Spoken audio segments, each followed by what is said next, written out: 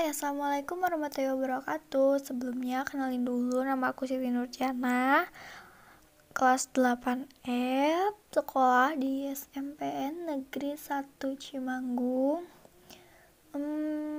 Gimana nih kabar kalian? Pada sehat-sehat aja kan? Gimana kabarnya? Semoga sehat terus, amin ya rabbal alamin. Nah, selama di rumah aja nih, pasti kan pada bosen, gabut gak jelas. Untuk kali ini, buat nambah wawasan ilmu juga, sharing juga, dengan podcast ala-ala yang gak terlalu gimana gitu ya, tapi namanya juga nyoba-nyoba bikin sih. Aku mau sharing sedikit ilmu tentang dunia perwedpedan. Sebelumnya, kalian tahu gak? Mungkin dari kalian ada beberapa orang yang gak tahu sama Wattpad. Tapi mungkin udah banyak juga yang tahu.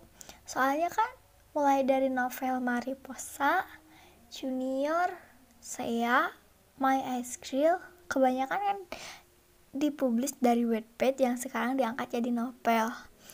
Film Matt and Mo, terus Dear Nathan, apalagi Melodyland, yang kayak gitu. Terus yang lagi booming tuh Mariposa, itu juga diangkat dari novel yang asalnya ceritanya dari Wattpad juga.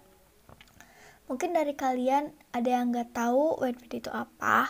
Wattpad itu adalah sebuah aplikasi yang menampung banyak cerita, yang jadi kita tuh bisa baca-baca cerita di situ, bisa juga nulis di situ juga. Nah, khusus hari ini aku mau sharing tentang gimana sih caranya biar kita bisa jadi penulis Wattpad dan banyak yang baca cerita Wattpad kita. Langsung ke tips yang pertama, yaitu bikin alur cerita yang seru. Kenapa harus yang seru? Karena biasanya alur cerita yang seru tuh bisa banget narik para pembaca buat baca cerita kalian dan terus stay di cerita kalian, gak berpaling gitu sama cerita yang lain gitu. Nah, terus jangan di alur ceritanya itu jangan selalu nyeritain tentang visual si pemeran utama. Visual itu kayak nyeritain tentang kehidupannya gitu. Jadi tipis-tipis di cerita kalian tambahin visualnya sih teman-teman pemeran utamanya gitu. Bebas sih mau segimana juga, tapi di dalam si itu teh di dalam itu kalian tambahin sedikit-sedikit komedi, karena biasanya para pembaca tuh suka kalau di dalam cerita udah ada romantis, ngundang gelak tawa buat mereka. Jadi tambahin juga unsur komedi di cerita kalian biar para pembaca makin suka sama cerita kalian. Lanjut ke yang kedua, yaitu bikin judul dan cover yang bagus. Kenapa harus yang bagus? Ya karena kalau si cover dan si judulnya bagus tuh biasanya bisa menarik para pembaca biar mau baca cerita kalian gitu. Kalau bikin judul bebas ya, mau kayak gimana aja. Tapi aku saranin sih buat pemula jangan aneh-aneh dulu, soalnya jarang banget pemula langsung banyak yang baca kalau judul ceritanya aneh-aneh. Lebih baik pakai bahasa Indonesia aja dulu, nanti kalau udah banyak yang baca, next cerita selanjutnya bisa kalian pakai bahasa Inggris, Italia atau apalah, bebas. Dan buat cover itu menurut aku penting sih. Biasanya itu para pembaca suka ngeliat dulu covernya. Kalau cover si cerita itu bagus, biasanya mereka lanjut ngeliat deskripsi ceritanya kayak gimana. Nah, kalau udah pas, biasanya langsung disimpan di perpustakaan mereka. Kalau aku biasanya kalau nyari cerita tuh jarang ngeliat ke deskripsinya ya, aku lebih lihat ke judul sama cover. Apalagi kalau covernya bagus tuh biasanya nentuin si ceritanya bagus gitu kalau aku pribadi. Buat kalian yang bingung nyari cover dan bikin covernya gimana, bikin cover tuh gampang banget. Kalian tinggal cari gambar mentahnya, cari aja di deskripsi nanti di Google atau apa, cover Wattpad. gitu aja. Nah biasanya nanti muncul banyak. Nah kalau udah ada, kalian tinggal screenshot, potong, terus kalian bisa edit lagi di PicsArt atau di InShot. Biasanya di situ di dua aplikasi itu tuh ngasih tulisan yang bagus-bagus. Nah kalian bisa manfaatin itu. Kalau udah selesai ya udah tinggal dimasukin ke cerita kalian si covernya. Yang ketiga, banyak-banyakin baca buat referensi cerita kita. Kenapa harus baca? Ya karena baca itu penting. Ya iyalah namanya juga baca. Gini-gini, biasanya tuh para penulis tuh mau nulis karena awalnya tuh mereka tuh sering baca.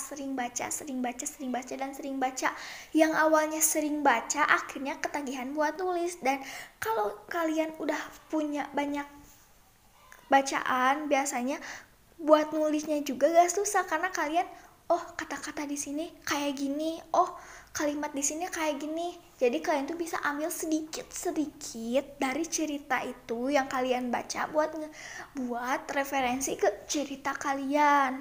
Makanya baca, tapi bacanya juga sesuai sama tema cerita yang mau kalian bikin. Yang kelima yaitu lanjut ke yang kelima yaitu promosiin cerita ke orang-orang. Nah, ngepromosiin cerita tuh wajib banget menurut aku. Karena biasanya ngepromosiin cerita tuh bisa nambah pembaca kalian loh.